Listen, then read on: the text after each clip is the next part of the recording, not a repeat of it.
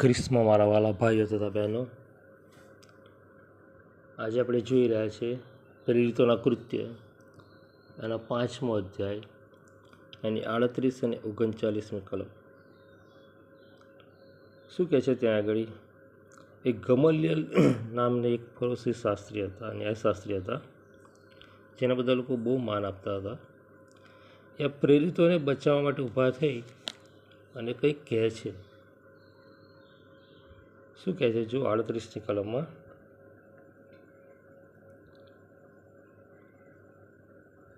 હવે હું તમને કહું છું કે આ માણસોથી તમે દૂર રહો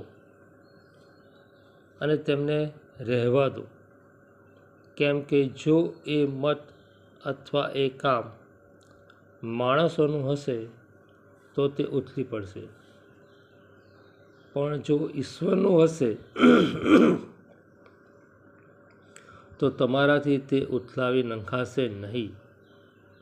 નહીં તો કદાચ તમે ઈશ્વરની સામે પણ લડનારા જણાશો.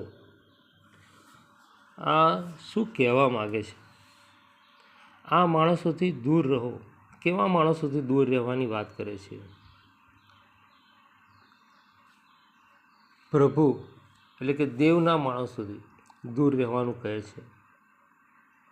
મતલબ, પ્રભુના લોકોને હેરાન કરશો નહીં, તેમના કામમાં અડચણરૂપ થશો નહીં, તેમને અટકાવવાનો પ્રયત્ન કરશો નહીં, તેમની વિરુદ્ધ કાવતરા કરશો નહીં, ખોટી સાક્ષી પૂરશો નહીં કે ખોટી સાક્ષી ઊભી કરશો નહીં, કોઈ પણ પ્રકારની પરેશાની ઊભી કરશો નહીં.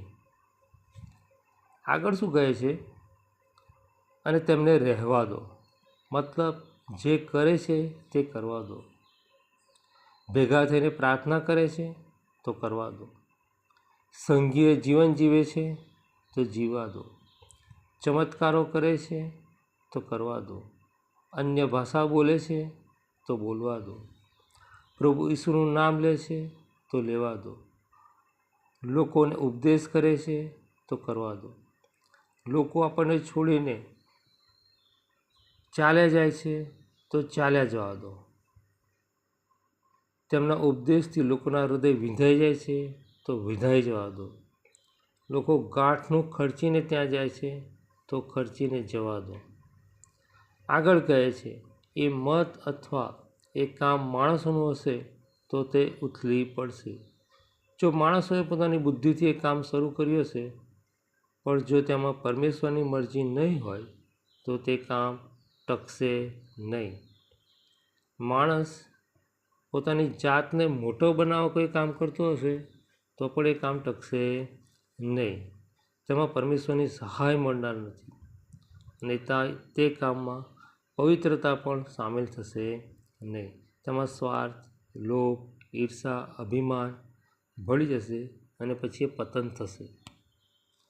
પણ જો ઈશ્વરનું હશે તો તમારાથી તે ઉથલાવી નંખાશે નહીં. જો તે કામમાં ઈશ્વરની મરજી સામેલ હશે તો કોઈ કાળે રોકી શકાશે નહીં અને તેને ઉથલાવવાની કોશિશ કરનારા સફળ થઈ શકશે નહીં. તે કામને અટકાવવા કોઈ તાકાત, કોઈ સત્તા, કોઈ બુદ્ધિ કે કપટ, કાવા દાવા સફળ થશે નહીં. આવું કરનારા ઈશ્વરની સામા પણ લડનારા જણાશે. ઈશ્વરની સામા લડનારા હતા ન હતા થઈ જાય છે. આખી મિસરની સેના નાશ પામે. દાનિયેલને મારવાનું કાવતરું કરનારા ભૂખ્યા સિંહોના શિકાર થઈ ગયા. હામાને મોર્દખાઈ માટે બનાવેલી ફાંસી પર તેણે પોતે જ લટકવું પડ્યું અને 127 પ્રાંતોમાં યહૂદીઓનો બચાવ થયો. એટલું જ નહીં, લોકો તેમનાથી ડરવા લાગ્યા. આ કામ ઈશ્વરનું છે, માટે આજે હજારોની સંખ્યા અબજોની બની છે અને દરેક ઘૂંટણ પ્રભુ ઈસુની આગળ નમવાનું જ છે. ચલો પ્રાર્થના કરીએ.